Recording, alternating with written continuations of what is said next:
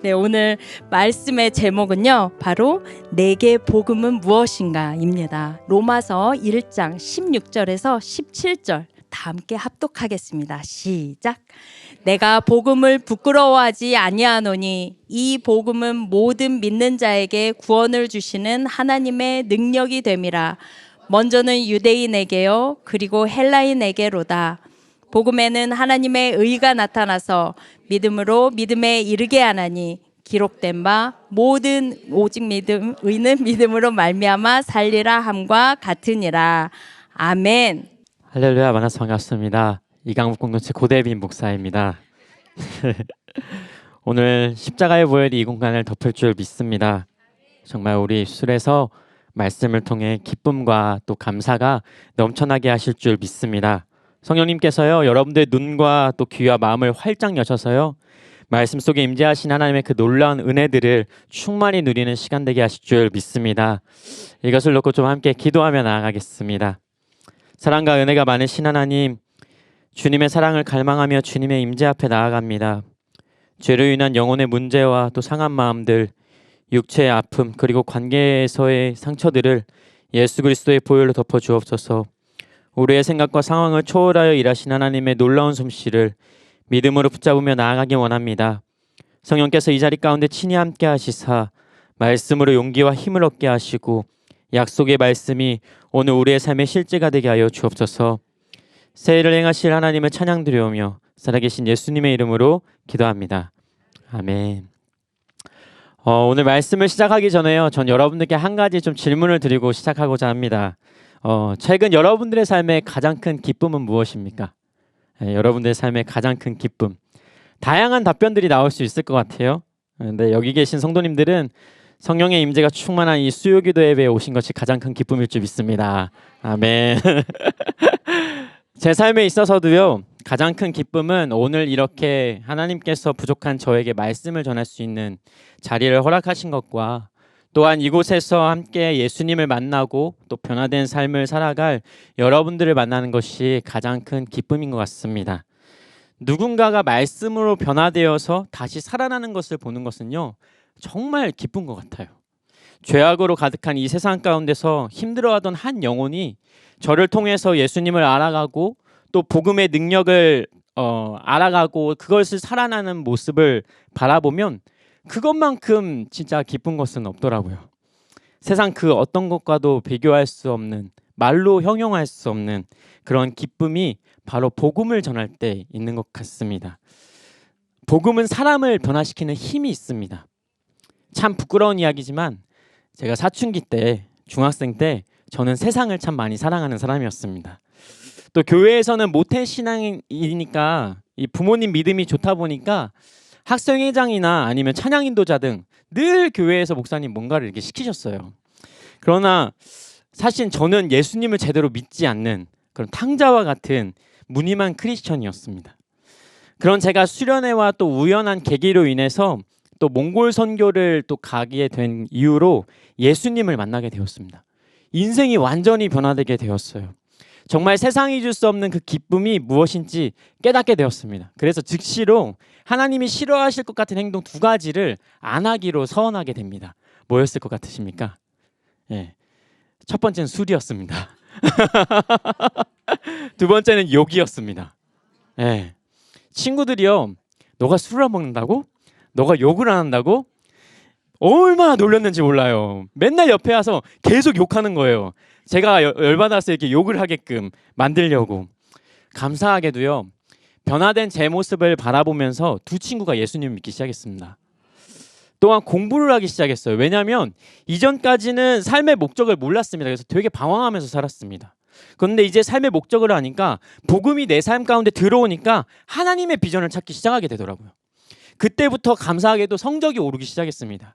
정말 밑바닥이었던 성적이 정말 위로 올라가기 시작했습니다. 그래서 대학원까지 이제 장학금을 받으면서 학비 걱정 없이 사실 나아가게 되었습니다.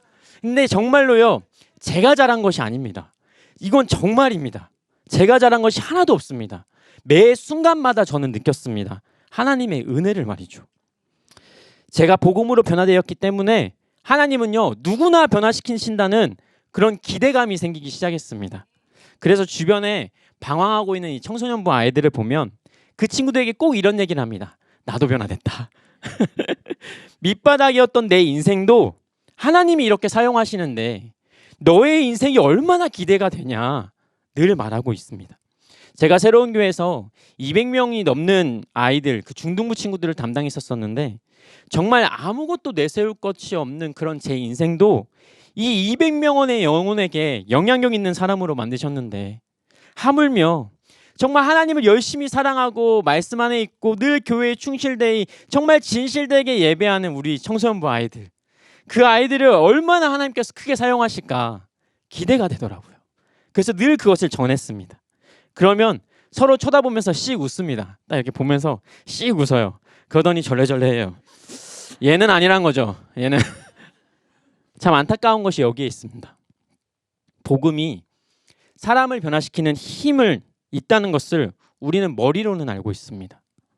늘 말씀을 통해 복음으로 변화된 사람들의 이야기를 많이 듣기 때문이죠. 그런데 많은 크리스천들이 정작 자신의 삶과 또한 자신과 관계되어 있는 사람들을 바라볼 때 동일한 기대가 없다는 것이 정말 안타까운 일인 것 같습니다. 내 남편이 변화될 것이다. 내 아내가 변화될 것이다. 내 자녀가 변화될 것이다. 내 부모가 변화될 것이다. 기도는 하지만 기대하지 않아요. 복음이 과연 들어갈까 의심할 때도 있어요.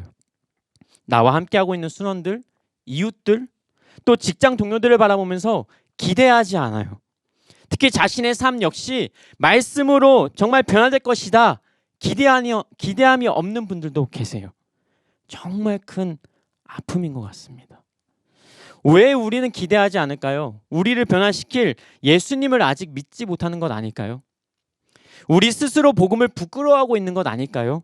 하나님의 능력보다 여전히 나의 경험을 믿을 때가 많고 하나님의 인도하심보다 여전히 눈에 보이는 그 환경을 더 신뢰할 때가 많기 때문이 아닐까요?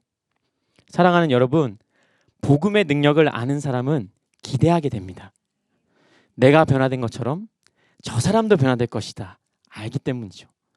주께서 나 같은 죄인도 품으셨듯이 내 부모와 내 자녀와 내 남편과 내 아내와 더 나아가 나와 함께하고 있는 수원들과 직장 동료들과 이웃들과 정말 이 친척들과 열방까지 주님께서 품으시고 함께하시고 능력 주실 것을 알기 때문에 기대하게 되는 것인 줄 믿습니다. 우리가 누군가의 변화를 기대하는 것은요, 그 사람의 능력이나 가능성을 보고 기대하는 것이 아닙니다. 그 사람과 함께하실 예수님을 믿는 것이죠. 여전히 그 사람은 부족합니다. 그걸 너무나도 잘 압니다. 그러나 천지를 만드신 하나님께서 그 하나님의 놀라운 능력이 예수 그리스도를 통해 그 사람에게 흘러갈 것을 알기 때문에 우리는 기대하게 되는 것이죠. 이것이 바로 오늘 우리가 나눌 복음의 능력인 줄 믿습니다. 오늘 말씀이죠. 로마서 1장 16절을 바라보면 사도 바울은 이렇게 고백하고 있습니다. 함께 읽겠습니다. 1장 16절. 내가 복음을 부끄러워하지 아니하노니 이 복음은 모든 믿는 자에게 구원을 주시는 하나님의 능력이 됨이라. 먼저는 유대인에게요 그리고 헬라인에게로다. 사도 바울은 이렇게 고백합니다. 내가 복음을 부끄러워하지 아니하노니, 내가 복음을 부끄러워하지 아니하노니. 바로 왜 자신이 이 복음에 대해서 부끄러워하지 않는다고 당당하게 고백하고 있을까요? 이 로마서가 쓰여질 당시에 시대적 상황을 살펴보면 복음을 향한 바울의 고백이 이해가 되어집니다. 신약 성경에서 자주 사용되었던 이 복음이란 단어는요, 헬라어로 말하면 유앙겔리온이에요. 유는 좋다는 뜻이고 앙겔리온은 소식이란 뜻이죠. 좋은 소식, 기쁜 소식이란 것입니다. 그래서 영어로는 굿 뉴스, 기쁜 소식이란 뜻을 가지고 있습니다. 이 유앙겔리온은 주전 490년경에 그리스와 페르시아 사이에 일어났던 전쟁에서 유래된 단어입니다. 마라톤 평야에서 그리스 아테네 군사들과 페르시아 군대들 사이에서 전쟁이 벌어졌습니다. 근데 아테네 군사들이 절대 이길 수 없는 싸움이었어요. 그런데 정말 목숨을 걸고 나아갔더니 승리하게 되었습니다. 대반전의 사건이었죠. 근데 아직 이 소식을 모르고 있던 아테네 사람들은 어땠을까요? 누군가의 남편이었고 아빠였고 형이었고 오빠였고 동생이었던 이들의 소식을 너무나 가슴 졸이면서 기다리고 있었을 것입니다. 왜냐하면 너무나도 수적으로 약세였기 때문이죠. 특히 당시 문화에서는 전쟁에서 패하면 패한 나라 사람들은 승전국의 노예가 되었습니다. 그렇기 때문에 더 노심초사하면서 기다리고 있었을 것입니다. 그런데 저 멀리서 한 병사가 따그닥 먼지를 휘날면서 오기 시작하는 거예요. 전쟁의 결과를 들고 아테네 사람들에게 사력을 다해 달려오는 것이었죠. 그리고는 외쳤습니다. 우리가 승리했습니다. 우리가 승리했습니다. 이 말을 전한 병사는요, 오는 길이 너무나도 힘들었습니다. 그래서 사명을 다하고 끝내 지쳐 그 자리에서 쓰러져 죽게 됩니다. 이때 이 소식을 들은 사람들은요, 하나같이 큰 소리를 외치면서 정말 눈물을 흘리기 시작했습니다. 유앙겔리온! 유앙겔리온! 좋은 소식이다. 기쁜 소식이다. 그렇습니다. 유앙겔리온. 복음은요, 눈물이 나올 만큼 매우 기쁘고 반가운 소식입니다. 노예로 전락할 수 있는 그 삶에서 정말 소망의 삶으로 변화된 삶의 근간이 바뀌는 문제였습니다. 사도 바울은요, 이 유앙겔론이라는 이 단어를 로마 교회를 향해 사용하면서 복음에 대해서 다음과 같이 고백합니다. 로마서 1장 2절 말씀이에요. 함께 읽도록 하겠습니다. 이 복음은 하나님이 선지자들을 통하여 그의 아들에 관하여 성경에 미리 약속하신 것이라. 말씀해 보면 사도 바울은요, 우리의 삶을 그 뒤흔들 매우 반갑고 기쁜 소식인 이 복음이 무엇이냐? 그의 아들에 관하여 성경에 미리 약속하신 것이다 고백하고 있습니다. 그렇다면 말씀에서 말하는 그의 아들은 누구를 의미하는 걸까요? 예, 그렇습니다. 바로 하나님의 아들 예수 그리스도를 말하고 있는 것이죠. 예수 그리스도는 어떤 분이셨습니까? 참 인간이자 하나님이셨던 예수님은 자기 백성을 죄에서 구원하시기 위해 이 땅 가운데 오신 분이십니다. 나의 죄를 위해, 우리의 죄를 위해 예수님은 십자가를 지셨습니다. 그의 찔리심은 우리의 허물 때문이었고 그가 상함은 우리의 죄악 때문이었습니다.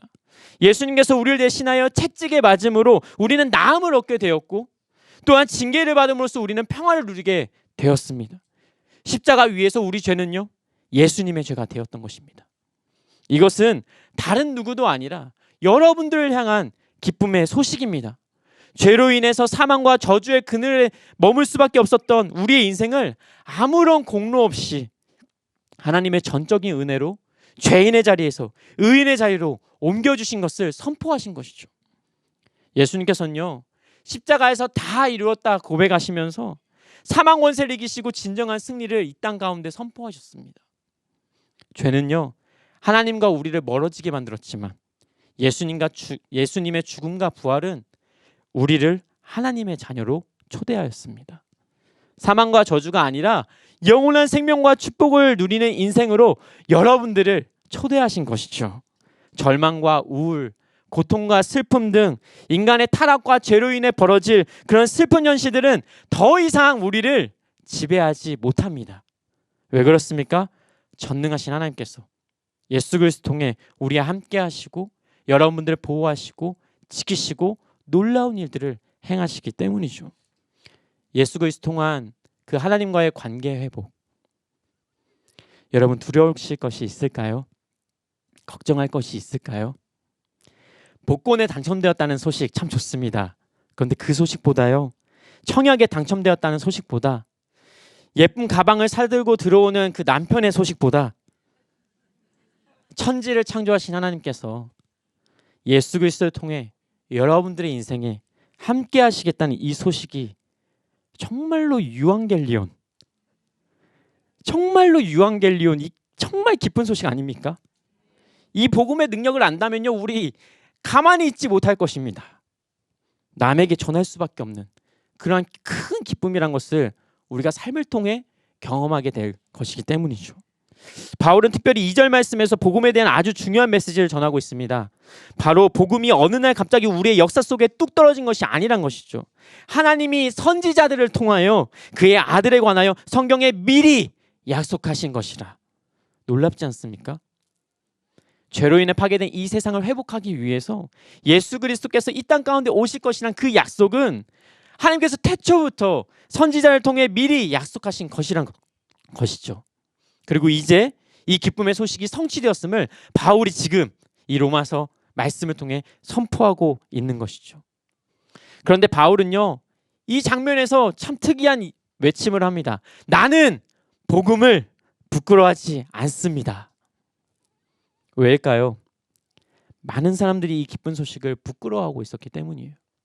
사람들의 눈치를 보며 주저하고 있었기 때문이에요. 두려워하고 있었기 때문이에요. 당시 로마는요, 지중해 지역의 전체를 총괄하는 아주 로마 제국의 수도였습니다. 세계 패권을 장악하고 있던 이 로마라는 나라 도시 안에는요, 많은 정말 능력 있는 사람들이 모이기 시작했습니다. 막강한 군사와 경제력을 가지고 있었고, 또한 모든 문화의 중심지였던 이 로마에 사는 사람들은 자신들이 가지고 있는 철학과 사상, 지혜, 재력, 힘, 권력, 이런 모든 것들을 엄청나게 자랑스러워했습니다. 이들 눈에 십자가의 도는 너무나 미련하고 어리석은 것이었죠. 예수님께서 받으신 십자가형은요, 사실 아무에게나 행하는 그 형벌이 아니었습니다. 로마 황제의 체제에서 반란을 꾸미거나 아니면 흉악범들에게 사용하는 가장 잔인한 형벌이었습니다. 일반 사람들은요, 예수님과 같이 십자가를 달린 사람들을 바라볼 때, 저 사람은 당연히 사회적으로나 윤리적인 면에서 흉악한 범죄를 저질렀구나, 이렇게 생각했습니다. 그러니까 당연히 비난의 대상이었던 것이죠.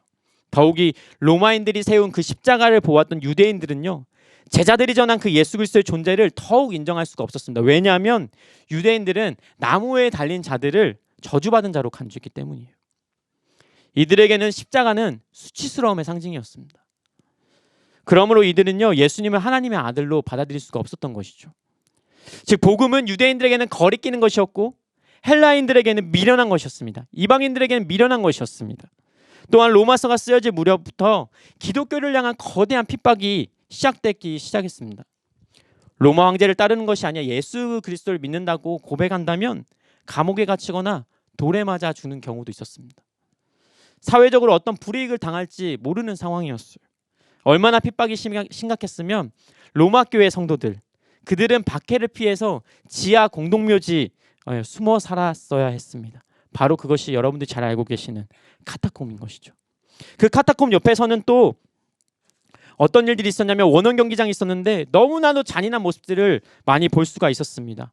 왜냐하면 예수님을 믿고 따른다는 이유로 그곳에서 많은 그리스도인들이 화형을 당하거나 아니면 사자에게 물어 뜯겨 죽는 모습들을 많이 볼 수가 있었기 때문이죠. 그렇기에 복음 앞에 이들이 마주한 현실, 오늘 우리하고 다릅니다. 복음으로 감당해야 될 삶의 모습, 오늘 우리하고는 너무 다릅니다. 예수 믿는 것을 자신 있게 말하기 어려운 상황이었죠. 그때 이들을 향해서, 이 로마 교인을 향해서 사도 바울은 담대하게 외쳤던 것입니다. 나는 복음을 부끄러워하지 않습니다. 나는 복음을 부끄러워하지 않습니다. 오늘 우리가 사는 이 시대는 어떻습니까? 이들보단 나은 것 같아요. 그렇지만 사람들의 많은 시선, 또 수군거림에 나의 신앙을 숨기는 모습들이 있지는 않으십니까? 오늘 여러분들 어떤 모습으로 복음을 증거하고 계십니까? 자랑하고 계십니까? 기뻐하고 계십니까? 여러분들에게 복음은 어떤 의미로 다가오십니까? 부끄러운 복음입니까? 아니면 자랑스러운 복음입니까? 어떠한 능력도 없는 지식 안에 있는 복음입니까? 아니면 정말로 내 삶에 변화가 일어나고 하나님의 역사가 일어나고 있는 복음이십니까? 마가복음 8장 38절은 우리에게 이렇게 고백합니다. 함께 읽어보겠습니다. 누구든지 이 음란하고 죄 많은 세대에서 나와 내 말을 부끄러워하면 인자도 아버지의 영광으로 거룩한 천사들과 함께 올 때에 그 사람을 부끄러워하리라. 한 번 더 읽겠습니다. 시작. 누구든지 이 음란하고 죄 많은 세대에서 나와 내 말을 부끄러워하면 인자도 아버지의 영광으로 거룩한 천사들과 함께 올 때에 그 사람을 부끄러워하리라. 너무 무거운 말씀이죠. 하지만 우리 가슴에 깊이 새겨줘야 할 말씀인 것 같습니다. 강단 위에서 설교를 전하고 있는 저만 복음을 전하는 사람이 아니라 여러분들 모두가 삶으로 복음을 전하는 사람들이십니다. 여러분들의 삶이 메시지가 될 것입니다. 그렇기에 우리의 삶이 복음의 능력이 되어야 할 줄 믿습니다. 사랑하는 여러분, 여러분의 남편과 또 아내와 부모님들과 자녀들과 이웃들에게 복음을 부끄러워하는 자가 아니라 복음을 자랑하는 자가 되길 간절히 소망합니다. 복음의 능력을 나타내시길 바랍니다. 그리고 주님 앞에 섰을 때 우리를 부끄러워하시는 주님의 모습을 대하는 것이 아니라 주님께 칭찬받는 잘했다 충성된 종아 내가 너를 사랑하노라 말씀하시는 그 주님의 품에 안겨 기쁨의 눈물을 흘리는 우리 모두가 되길 간절히 소망합니다. 사도 바울은요, 이 로마 교회를 향해 그리고 오늘 예수 그리스도를 구원자로 믿고 따르는 우리를 향해 이와 같이 고백하고 있습니다. 내가 복음을 부끄러워하지 아니하노니. 부끄러워하지 아니한다. 이 반대말은 무엇입니까? 자랑스러워한다는 거죠. 그는 복음을 자랑스러워했습니다. 어떤 핍박과 어떠한 고난과 박해가 찾아올지라 한다 할지라도 나는 결코 복음을 부끄러워하지 않겠습니다. 오히려 자랑하겠습니다. 고백하였던 것이죠. 복음이면 충분한 자였습니다. 예수님 한 분이면 만족하는 사람이었습니다. 오늘 여러분의 삶에도 이와 같은 고백이 넘쳐나게 될 줄 믿습니다. 계속해서 바울은 복음이 부끄럽지 않은 이유에 대해서 고백하고 있습니다. 그 뒤에 말씀 16절 말씀에 이렇게 고백합니다. 이 복음은 모든 믿는 자에게 구원을 주시는 하나님의 능력이 됨이라. 복음은 무엇입니까? 모든 믿는 자에게 구원을 주시는 하나님의 능력이 됨이라. 바울이 복음을 자랑할 수 있었던 이유가 무엇입니까? 말씀에도 나타나듯이 복음에는 하나님의 능력이 나타나는 것이에요. 오늘 복음을 가슴 깊이 품고 나아가는 여러분들의 삶에도 하나님의 놀라운 능력들이 일어나게 될 줄 믿습니다. 우리가 여기서 잠시 생각해 볼 것은요, 바울은 왜 예수님을 믿고 복음의 능력을 체험했던 그 핍박 속에서도 끝까지 걸어가고 있던 로마 교회 성도들에게 복음에 대해 계속적으로 강조하고 있냐는 것이죠. 저는 여기에 바울의 아주 귀한 의도가 담겨져 있다고 생각합니다. 복음을 이미 알고 있어도 복음을 다시 묵상하고 또 묵상해야 한다는 것이죠. 왜냐하면 이 세상의 권세자들이 우리를 복음의 능력으로부터 벗어나게 하기 위해서 계속해서 유혹하고 괴롭히기 때문입니다. 로마 교회 사람들은 복음을 알고 있었습니다. 그러나 이들은 어느새 복음을 부끄러워하고 있었습니다. 머리로는 복음이 무엇인지 잘 알고 있지만 삶에서 살아내지 못하고 있었습니다. 자꾸만 세상 눈치를 보면서 움츠러들고 있었습니다. 그런 이들에게 바울은 고백합니다. 이 복음은 모든 믿는 자에게 구원을 주시는 하나님의 능력이 됨이라. 말씀에서 나오는 이 능력, 헬라어로 두나미스라는 단어인데 하나님께로부터 오는 힘, 초인적인 능력, 그 권세, 권능을 의미하고 있습니다. 죄로부터의 구원뿐만 아니라 세상을 살아가는 모든 것들 역시 우리의 힘으로 되는 것이 아니라는 것이죠. 하나님의 주시는 능력, 하나님이 주시는 권세로 이겨낼 수 있다는 것이죠. 오늘 우리의 삶에도 마찬가지입니다. 세상 사람들은 자신의 힘을 의지하면서 살아갑니다. 자신이 벌어놓은 돈, 자신이 쌓아온 스펙, 자신이 한 걸음씩 취해왔던 그 권력의 자리들을 붙잡고 살아갑니다. 그런데 문제는 그들이 잘 걸어가고 있는 것처럼 보인다는 것입니다. 좋아 보여요. 저도 거기를 가고 싶어요. 때로는 말씀만 붙잡고 살아가는 우리 현실이 미련해 보일 때가 있습니다. 억울할 때도 있습니다. 손해보는 것 같아 보일 때도 있습니다. 그럴 때는 내가 잘하고 있는 건가? 의심이 찾아오기도 합니다. 그런 우리를 향해 바울은 다시 한 번 더 이렇게 고백합니다. 이 복음은 모든 믿는 자에게 구원을 주시는 하나님의 능력이 됨이라. 사랑하는 새로운 교회 성도 여러분, 구원은 하나님께로부터 옴을 믿으시기 바랍니다. 십자가의 도가 멸망하는 자에게는 미련한 것이지만 구원을 얻는 우리에게는 하나님의 능력인 줄 믿습니다. 세상의 모든 통치와 권세와 능력은 예수 그리스도의 발 아래에서 영원히 멸망당하게 될 것입니다. 우리는요, 세상의 방백들을 의지하는 것이 아니라 그것을 의지하지 말고 도울 힘이 없는 인생을 의지하지 말고 주님을 바라봐야 할 줄 믿습니다. 바람이 불면 사라질 것들에 마음을 빼앗기지 마시기 바랍니다. 다윗은 시편 27편 1절에서 이렇게 고백합니다. 함께 읽도록 하겠습니다. 여호와는 나의 빛이요 나의 구원이시니 내가 누구를 두려워하리요. 여호와는 내 생명의 능력이시니 내가 누구를 무서워하리요. 오늘 이 다윗의 고백이 우리의 고백이 되길 간절히 축복합니다. 오늘 여러분들은 무엇을 의지하며 살아가고 계십니까? 세상에서 우리는 잠시 환난을 당할 수 있습니다. 그러나 주님은 우리에게 지금 이 순간에도 말씀하십니다. 세상에서 너희가 환난을 당하라. 담대하라. 내가 세상을 이기었노라. 그것을 십자가를 통해 우리에게 보여주셨습니다. 예수 그리스도를 우리의 마음에 모실 때 여러분들의 삶에는 하나님의 역사가, 구원의 역사가 일어나게 될 것입니다. 영원한 생명을 얻을 뿐만 아니라 이 세상을 살아가는 우리의 삶에도 놀라운 하나님의 능력의 변화가 일어날 것입니다. 우리의 삶에는요, 복음이 필요합니다. 우리의 삶엔 예수 그리스도가 필요합니다. 그 하나님의 놀라운 능력이 필요합니다. 오늘 복음의 능력이 우리의 삶을 지배하도록 주님 앞에 신실하게 나아가는 모든 성도님 되시길 간절히 축복합니다. 이제 마지막으로 오늘 말씀을 묵상한다면 죄인들을 구원하시는 하나님의 능력, 즉 복음이 이 땅의 모든 사람들에게 주어졌지만 그 능력을 경험하는 일은 모두에게 허락되어 있지 않다는 것을 16절 말씀 통해 다시 한번 발견하게 되는 것 같습니다. 함께 16절 말씀 읽겠습니다. 내가 복음을 부끄러워하지 아니하노니 이 복음은 모든 믿는 자에게 구원을 주시는 하나님의 능력이 됨이라. 먼저는 유대인에게요, 그리고 헬라인에게로다. 아멘. 구원을 주시는 하나님의 능력이 누구에게 허락되어 있습니까? 오직 믿는 자에게. 오직 믿는 자에게만 나타난다고 바울은 고백하고 있습니다. 그래서 17절 말씀을 통해 바울은 오늘의 결론에 대해서 이렇게 정리합니다. 17절 함께 읽겠습니다. 시작.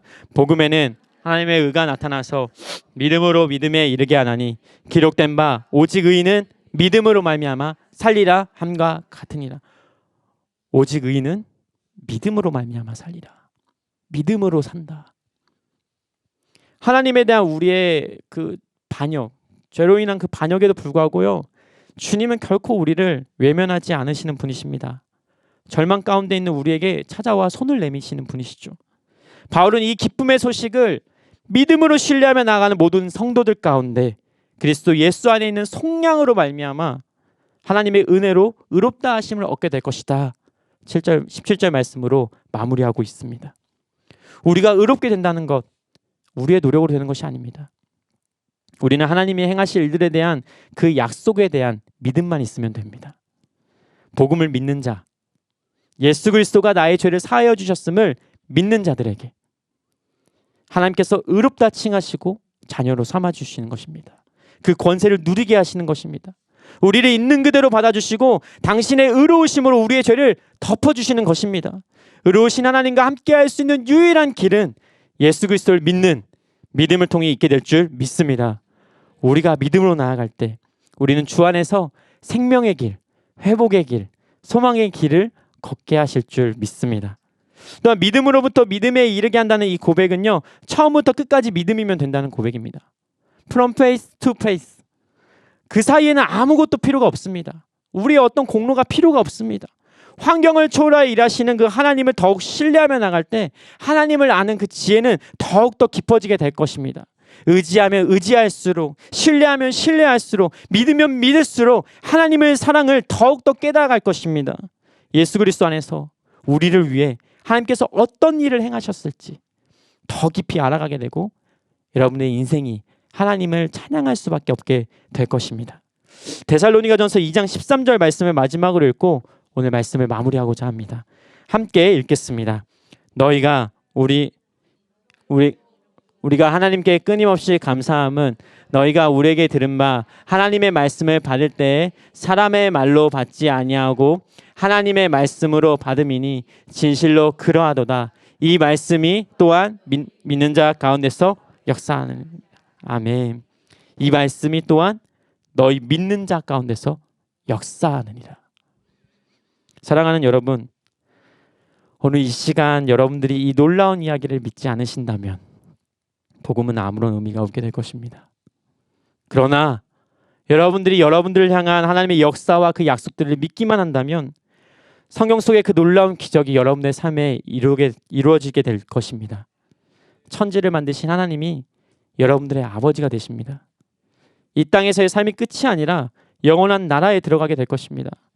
너무나도 한없이 연약한 여러분들을 통해 하나님은 하나님 나라를 완성해 나갈 것입니다. 여러분을 통해 또 여러분들 자신뿐만 아니라 여러분의 가정과 교회와 이 나라를 변화시켜 나가실 것입니다. 이 모든 것을 위해서 예수 그리스도께서 여러분들을 위해 죽으셨고 부활하셨습니다. 오늘 이것을 믿고 나아가는 우리의 삶에 복음의 능력이 나타나게 될 줄 믿습니다.